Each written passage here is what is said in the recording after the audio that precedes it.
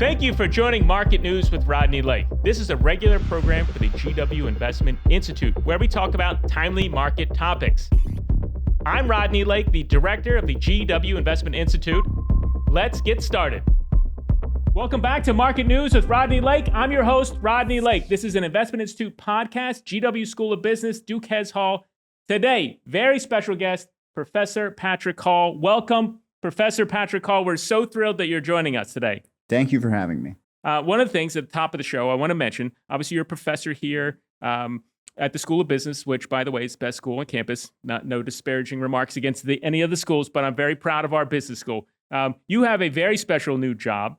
You are a Chief AI Officer for the School of Business, and I think that's a very timely appointment, and I'm thrilled that we were able to recruit you to do this job, speaking broadly as we being the School of Business. And so thank you for doing that. I think it's necessary for somebody to be running point on this. Obviously, I'm against general bureaucracy, just to be super clear.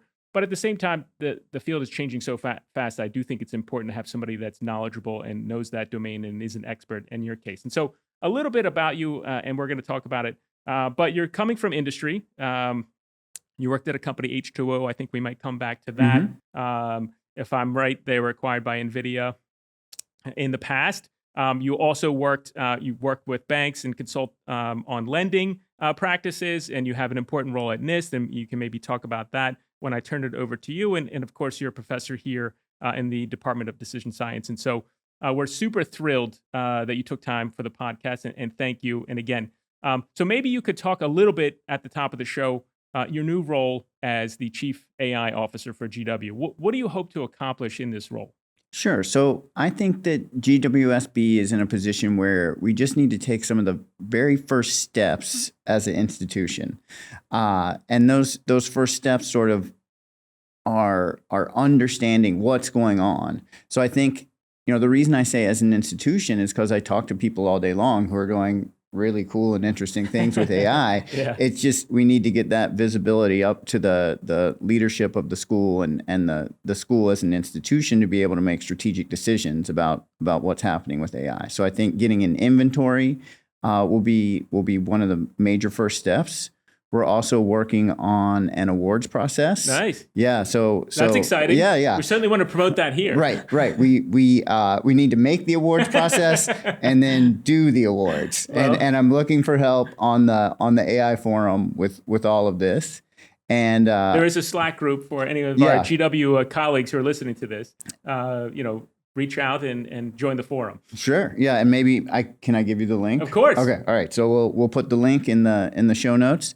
And there's if Slack is a little much for you, there's also just a good old fashioned email group. Nice. And then I would say, some other big steps that we need to take is aligning on kind of rules of the road. I don't love bureaucracy either, but I think we really do need some clarity in terms of like what's expected for syllabi, right, or what are students allowed to use and not allowed to use. So I think either using what GW has put forward or building it for ourselves.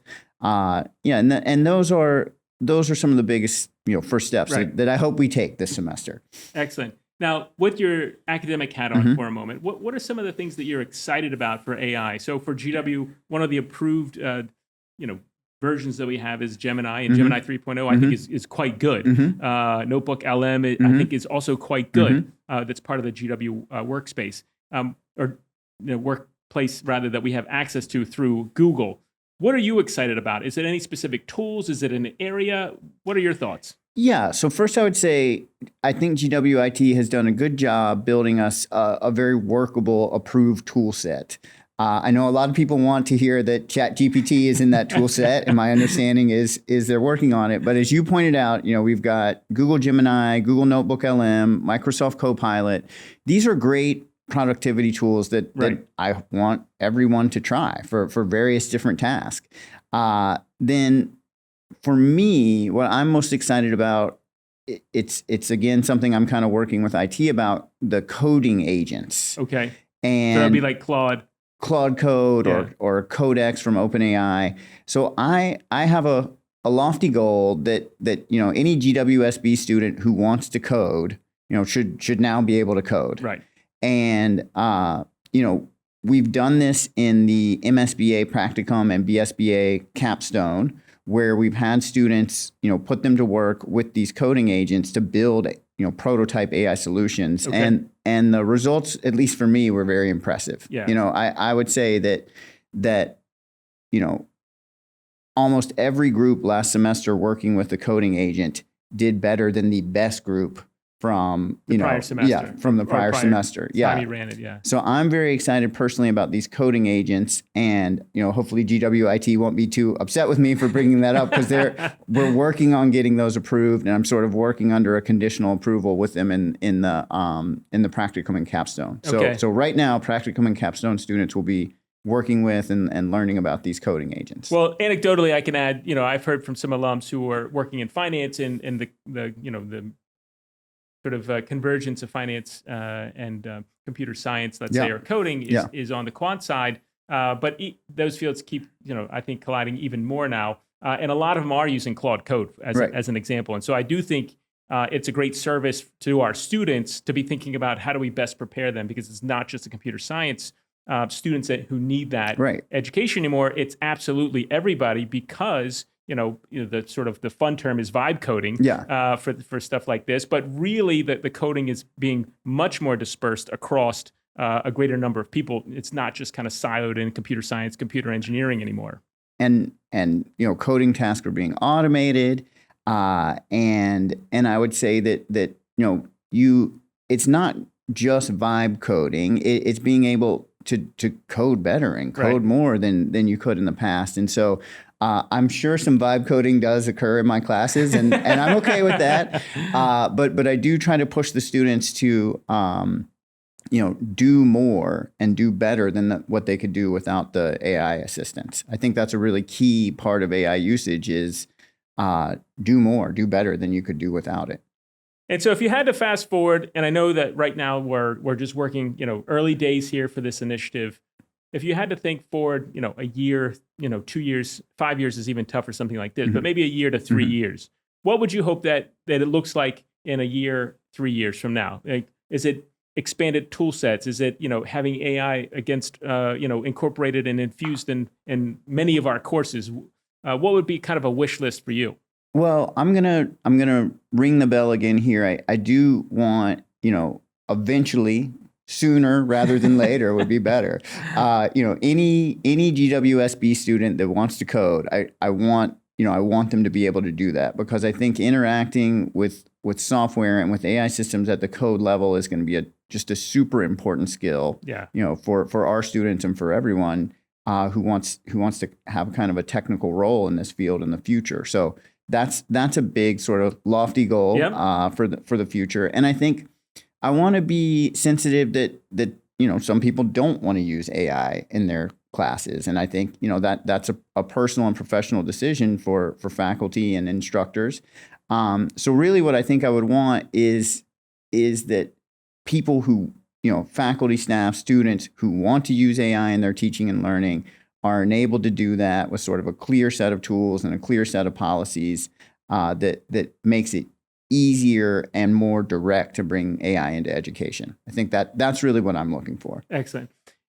Now, expanding on this, you work both, or actually you work across 3 different verticals, which is, I think, quite an interesting setup. You're working government, you're working private industry, and you're working in the academic world.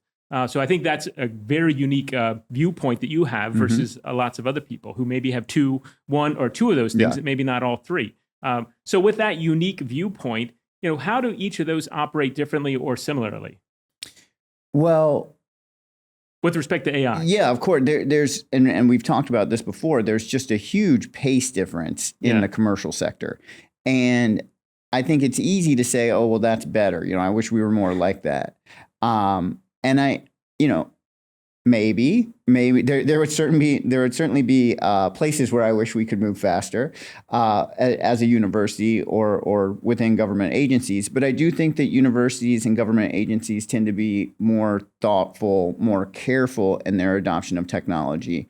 And then one thing, especially with government agencies, government agencies have been pitched every snake oil version of AI that there's ever been, dating back, I don't even know when, the 1950s, 1960s. Long ago. Yeah. So, they've developed a very kind of rigid skepticism about this technology. But I do think that just my personal opinion, I'm not a government official, can't speak Understand. For caveats included. Yeah. I do think that skepticism, while it might have served them well in the past, it's a little bit of a detriment this time around, because now the stuff actually seems to work pretty well. Right. And so I think that perhaps, both government agencies and universities moved a little bit slower on this round of AI hype, perhaps because of skepticism that was developed in previous rounds of AI hype. So I think we have some catching up to do relative to the commercial sector. And I think for the business school, that's really important, because that's where our students go to work, right? And so I think for us, it's especially important to take some of these first steps quickly to get our students up to speed. So that, that's painting with a very broad brush. But if I had to do that, that's what I'd say.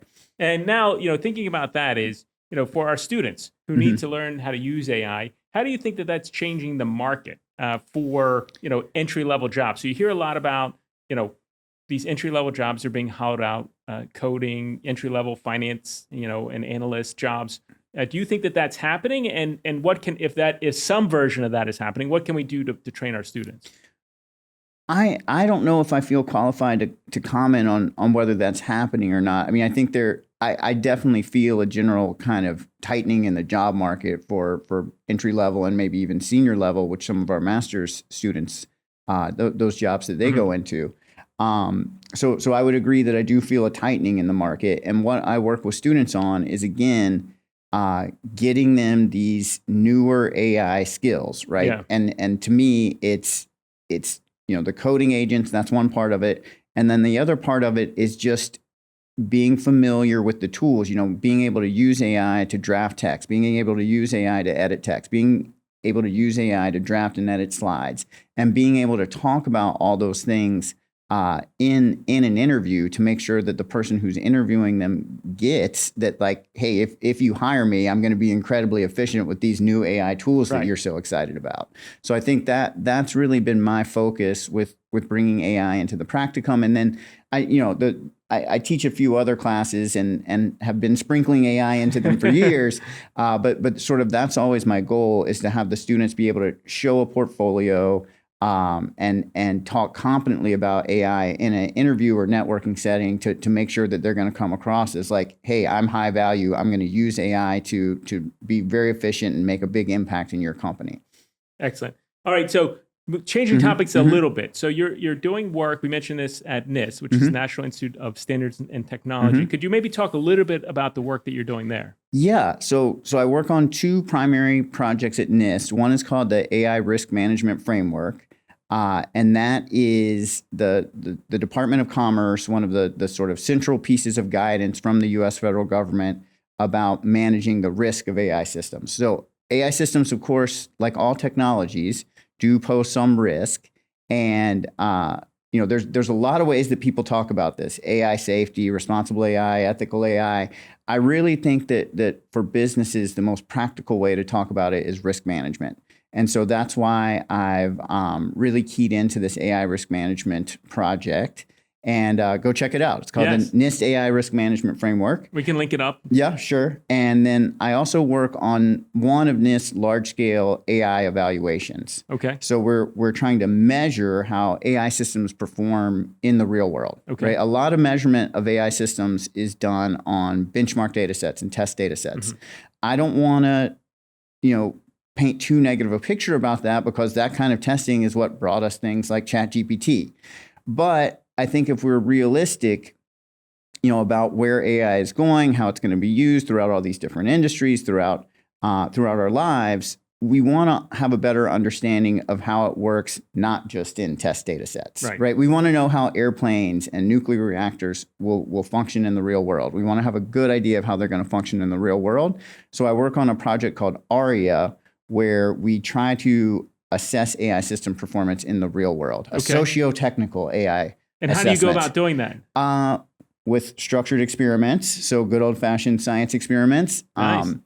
We combine sort of good old fashioned social science user interaction experiments with something called red teaming or AI red teaming. And so, if you make AI systems or you have any understanding of the real world at all, you'll get that when you put an AI system out into the real world, one of the first things that happens is people try to mess with it and people try to hack it and attack it. And so we bring that sort of adversarial usage aspect into the testing. And then we also do some of the benchmark test data testing. And so we're trying to build a measurement instrument that combines measurement on benchmarks with measurements from red teaming and adversarial use with measurements from just good old-fashioned sort of field experiments on how people use and interact the systems and how they feel about those interactions. So it's a complex measurement task, but we've had some initial publications come out. It does seem to be working, and I think we're just really excited about sort of taking the next steps there as well. And so for these evaluations, can they be used for any versions of AI, meaning chatbots, in addition to robotics and full self-driving and things like this? The ARIA project right now is focused only on chatbots. Okay. But there are groups at NIST that work at, that look at the pattern recognition that would be behind self-driving. NIST has been doing sort of machine learning based pattern recognition evaluations for decades. And ARIA is just one of the newer ones, and it's very exciting to be involved with. Nice. Well, congratulations. Thank you. Very cool. Now, shifting gears a little bit too, into industry a little bit further here. So, our largest holding at the investment institute is Nvidia, and we talk a lot about AI from the investment perspective.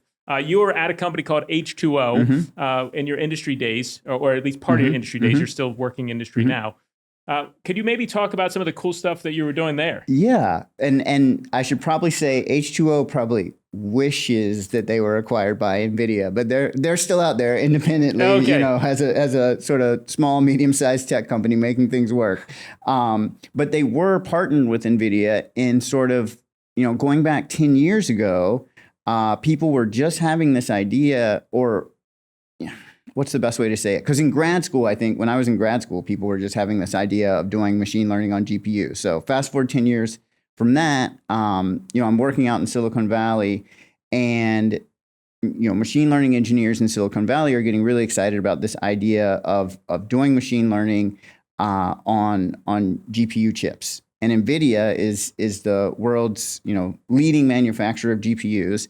And 10 years ago, they were essentially a video game and sort of scientific simulation company. Nvidia was, and H2O partnered with them and really helped Nvidia take some of the first steps into the machine learning world.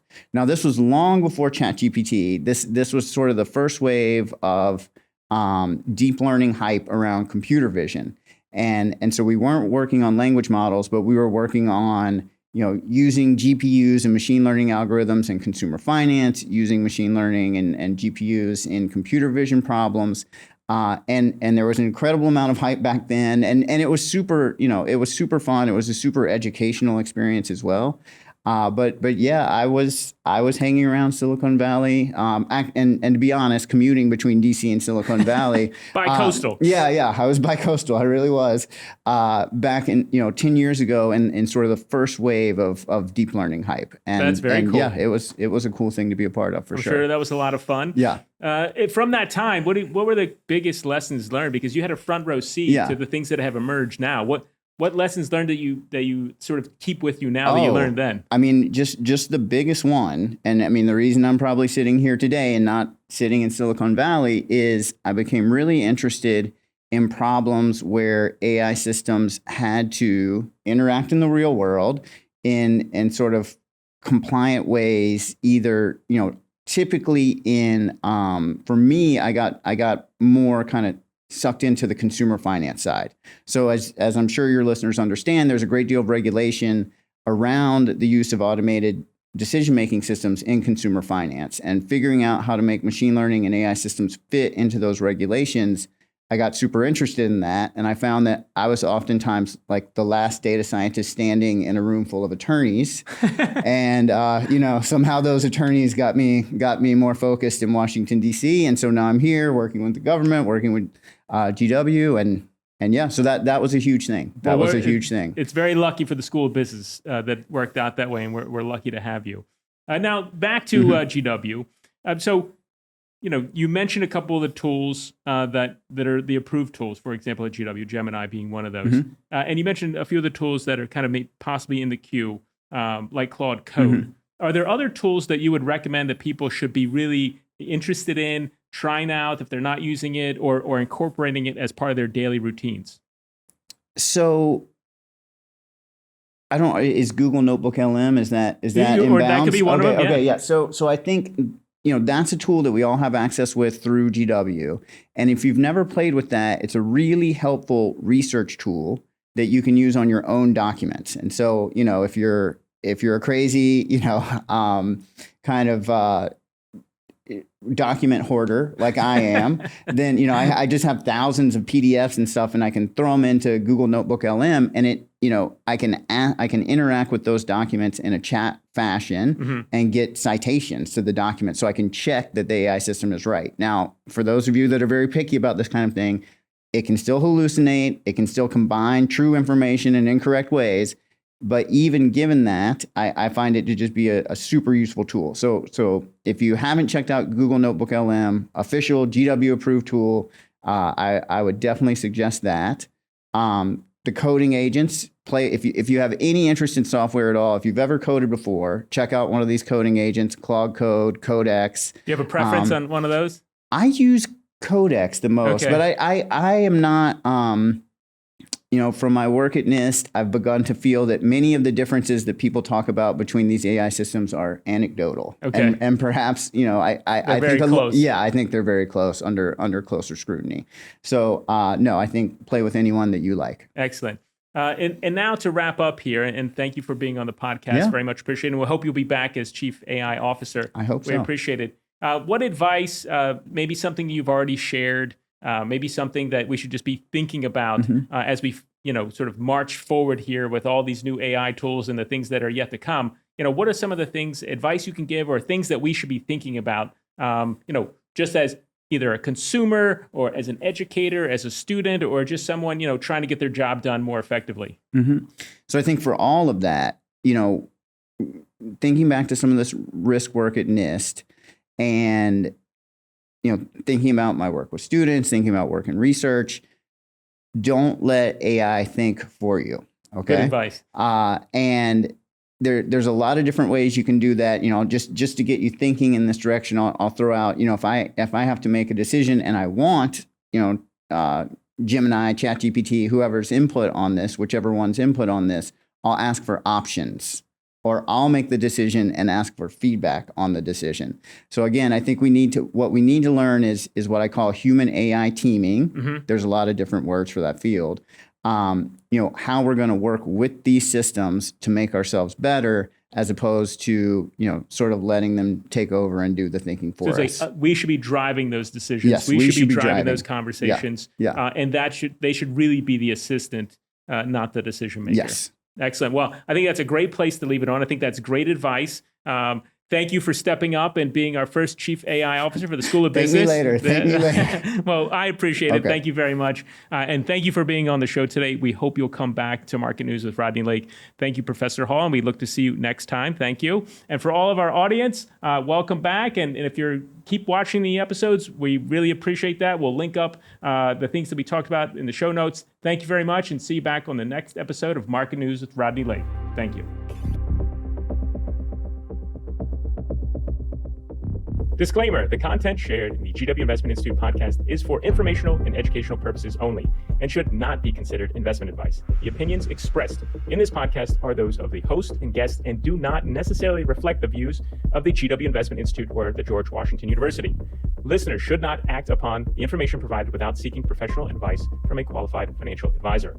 Investing involves risks, including the loss of principal. The GW Investment Institute, the George Washington University, and the podcast hosts do not assume any responsibility for any investment decisions made based on the content of this podcast.